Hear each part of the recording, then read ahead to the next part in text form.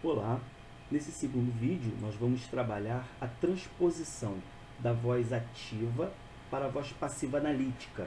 E num outro vídeo nós vamos trabalhar a transposição para a voz passiva sintética ou passiva pronominal. Mas por enquanto nesse nós vamos ficar focados somente na transposição de voz ativa para a voz passiva analítica, ok? Então vamos lá. Conforme o vídeo anterior, eu coloquei a estrutura da voz ativa e a estrutura da voz passiva. O que geralmente nós encontramos? Um sujeito seguido de um verbo e um complemento, que geralmente é um objeto direto, né? Um termo não preposicionado. Na voz passiva, nós vamos encontrar um sujeito, uma locução verbal e o agente da passiva. Bem, o que é importante a gente observar?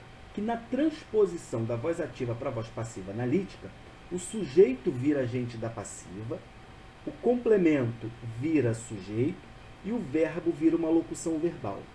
Turma, muito importante reconhecer tempo verbal para, quando for transpor da voz ativa para a voz passiva, não modificar o tempo verbal. Ok? Porque a gente encontra muito erro na transposição de voz ativa para voz passiva, quando o camarada ele erra o tempo verbal. Às vezes na voz ativa o verbo está no pretérito perfeito, ele transpõe para o pretérito imperfeito. Às vezes está no presente, ele passa para o pretérito perfeito. Então tem que se tomar cuidado quando a gente for fazer a transposição da voz ativa para a voz passiva, manter o tempo verbal na voz ativa. Quando for usar o verbo auxiliar na locução verbal, usar o verbo auxiliar no tempo que estava na voz ativa, ok? Nós vamos ver isso mais para frente. Bem, aqui eu tenho a voz ativa e a estrutura de voz passiva. Lembrando que eu estou transpondo para passiva analítica, ok? Só estou trabalhando com passiva analítica, não estou usando ainda voz passiva sintética. Então, olha lá, o esquema sujeito, verbo e complemento. Eu vou transpor. O complemento vira sujeito, o sujeito vira agente da passiva e o verbo vira locução verbal. Ó, pretérito perfeito, pretérito perfeito. Mantive o tempo verbal, tá vendo? Então, ó, o aluno resolveu a questão, ele pratica ação verbal. A questão foi resolvida pelo aluno, sofre ação verbal. Então, quando eu fiz a transposição da voz ativa para passiva analítica, ó, complemento virou sujeito, sujeito virou agente da passiva e o verbo virou locução verbal. A ação praticada vira ação sofrida. O sujeito, que é agente, vira sujeito paciente.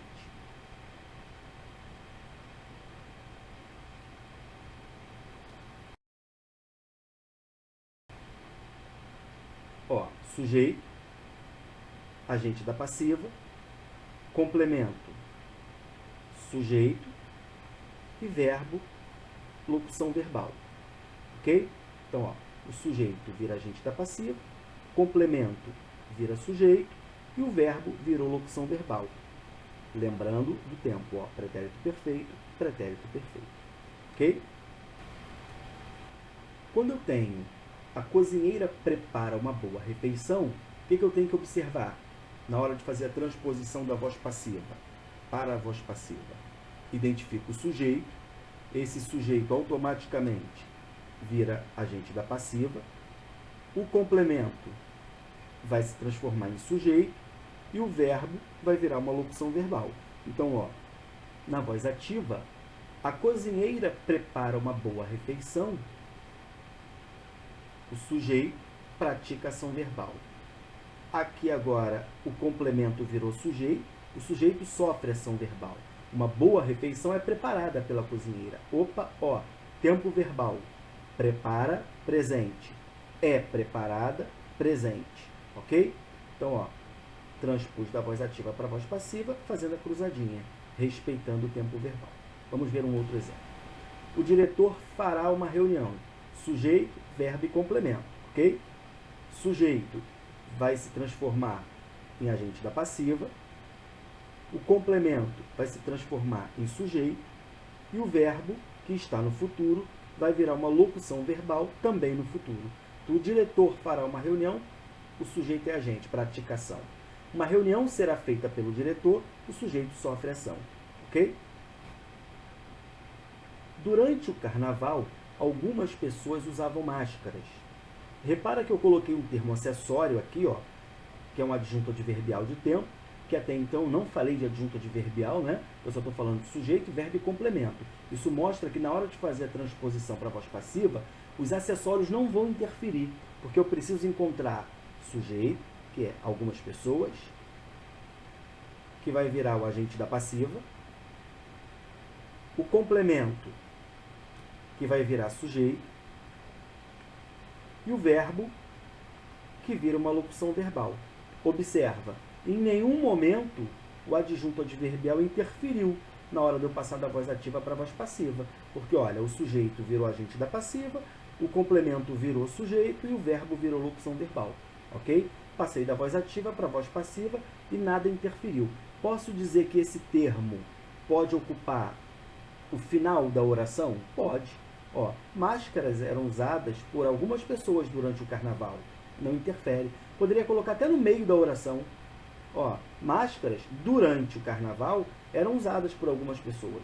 Repara que o adjunto adverbial não interfere na hora de fazer a transposição. Só tem que tomar cuidado de não errar o sujeito, o verbo e o complemento para na hora de cruzar, ó, eu ter sujeito, locução verbal e agente da passiva. Beleza? Ontem de dia eu arrumei toda aquela bagunça. Já encontrei o complemento, que vira sujeito. Eu é o sujeito, que vai virar o complemento, o agente da passiva. Ó. Eu vai virar por mim. Ok? Então, ó, complemento vira sujeito, sujeito vira agente da passiva. Repara que o ontem de dia, que é um termo acessório, ó, eu coloquei lá no finalzinho da oração. Tá? Ele não faz parte do agente da passiva, não. Tá? É um termo acessório. O agente da passiva é por mim.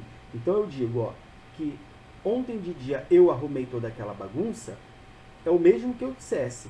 Toda aquela bagunça foi arrumada por mim ontem de dia. E o verbo vira locução verbal. Ok? Fiz a cruzadinha. O adjunto adverbial, no caso, os adjuntos adverbiais ontem e de dia, não interferiram na hora de fazer a transposição voz ativa para voz passiva. Perfeito?